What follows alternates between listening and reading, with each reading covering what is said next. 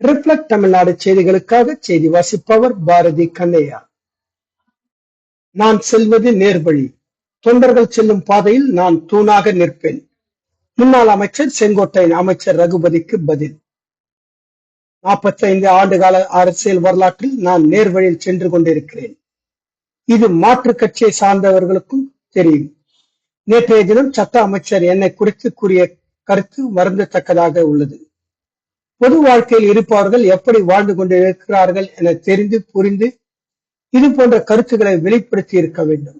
இதுதான் அவரை போன்ற அரசியல்வாதிக்கு உயர்வாக இருந்திருக்கும்.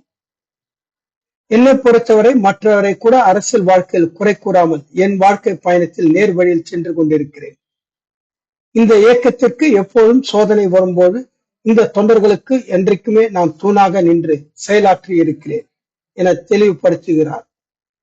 நேற்று செய்தியாளர்களை சந்தித்த போது அமைச்சர் ரகுபதி தேர்தலுக்கு பிறகு அதிமுக பிளவுபடும், அது செங்கோட்டையின் தலைமையில் அல்லது வேலுமணி தலைமையில் என தெரிய வரும் என விமர்சனம் செய்திருந்தார். அதற்கு பதில் அளிக்கும் விதமாக இன்று காஞ்சிபுரத்தில் கலெக்டர் அலுவலகம் எதிரே எல்லப்பன் நகர் பகுதியில் அதிமுக சார்பில் தண்ணீர் பந்தல் சிறப்பு நிகழ்ச்சி நடைபெற்றது.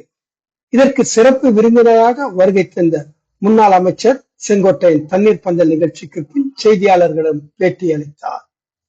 காஞ்சிபுரம் மாவட்டத்திலிருந்து எமது செய்தியாளர் தினேஷ்.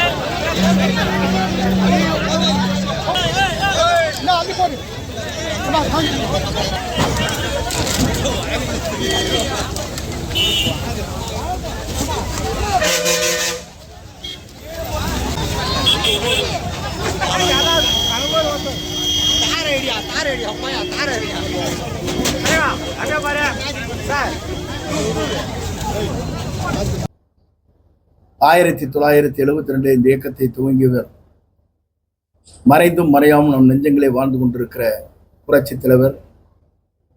அவர் காலம் தமிழகத்திலே பொற்காலமாக திகழ்ந்தது. அன்றைக்கும் 1980 ஒரு சிறிய சோதனை ஏற்பட்டது. அதற்கு பிறகு புரட்சி தலைவர் மீண்டும் நான் உயிருள்ளவரை தமிழ்நாட்டின் நிரந்தர முதலமைச்சர் என்று வரலாற்றை படைத்தார். திரையுலகமாக இருந்தாலும் சரி, அரசியல் உலகத்திலும் அவரை வெல்வதற்கு இனி தமிழகத்திலே எவரும் பிறக்கப் போவதில்லை என்று வரலாற்றை படைத்தார். புரட்சித் தலைவருடைய மறைவுக்கு பிறகு மாண்பு அம்மா அவர்கள் தமிழகத்திலே அனைத்து இந்திய அண்ணா திராவிட முன்னேற்ற